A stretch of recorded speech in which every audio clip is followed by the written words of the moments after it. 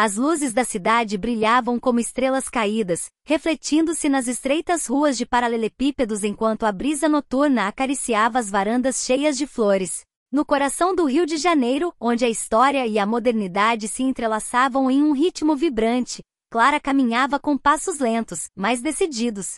Seu vestido de seda vermelha ondulava atrás dela, deslizando como uma sombra sobre o asfalto úmido pela garoa que acabará de cair. A noite prometia ser diferente e cheia de possibilidades. Clara havia acabado de sair de um relacionamento que deixou seu coração em pedaços. João, o homem a quem ela entregará cada pedacinho de si, partirá sem uma explicação clara, deixando-a sozinha na confusão de sua própria dor. Mas naquela noite, ela não estava disposta a se deixar consumir pela tristeza. Havia algo no ar carioca que a enchia de uma energia renovada, algo que sussurrava em seu ouvido que aquela era sua chance de recomeçar. Ela se dirigiu ao Café da Lua, um lugar que na juventude costumava frequentar com amigos, onde as conversas se estendiam até o amanhecer entre risadas e taças de vinho. O café havia mudado, assim como ela. Agora, o ambiente era mais sofisticado, com um toque de nostalgia em cada canto.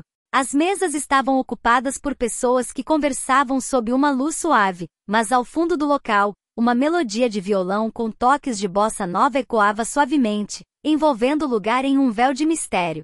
Clara pediu uma taça de vinho e sentou-se perto do pequeno palco, onde um homem de olhar intenso tocava o violão. Seus dedos moviam-se com precisão, mas havia uma paixão profunda em cada nota, como se ele estivesse contando uma história sem palavras. Cada acorde ressoava em seu peito, ecoando a própria turbulência que ela carregava dentro de si. Foi então que ela ouviu, do outro lado do café, sentado no balcão, um homem de olhos escuros a observava com uma mistura de curiosidade e familiaridade. Ele tinha uma presença que não passava despercebida, e embora não reconhecesse, havia algo nele que parecia inquietantemente próximo. Clara se levantou e se aproximou com a segurança de quem sabe o que quer. "Posso te fazer companhia?" perguntou ele, com um leve sorriso nos lábios. Clara assentiu, sentindo o coração acelerar levemente. Eles começaram falando sobre coisas comuns: o rio, a música, os lugares que ambos frequentavam. Ele se chamava Lucas, um artista que havia voltado à cidade depois de alguns anos fora, viajando por aí. Havia algo magnético em seu jeito de falar, uma confiança que a atraía sem esforço. Mas também havia nele um fundo de melancolia, como se as noites cariocas que ele viverá também fossem cheias de histórias que ele preferia guardar. Conforme a noite avançava, as taças de vinho se sucediam, e as palavras entre eles ficavam mais íntimas. Lucas a escutava com uma atenção que ela não sentia há muito tempo, e aos poucos, Clara começou a se abrir, a falar sobre João, sobre a traição que ainda doía. Ele não a interrompeu, apenas assentiu, com os olhos fixos nos dela, como se cada palavra fosse um segredo confiado a ele. Em algum momento da noite, quando o violão silenciou e o café começava a esvaziar, Lucas sugeriu que caminhassem pela cidade. Clara aceitou.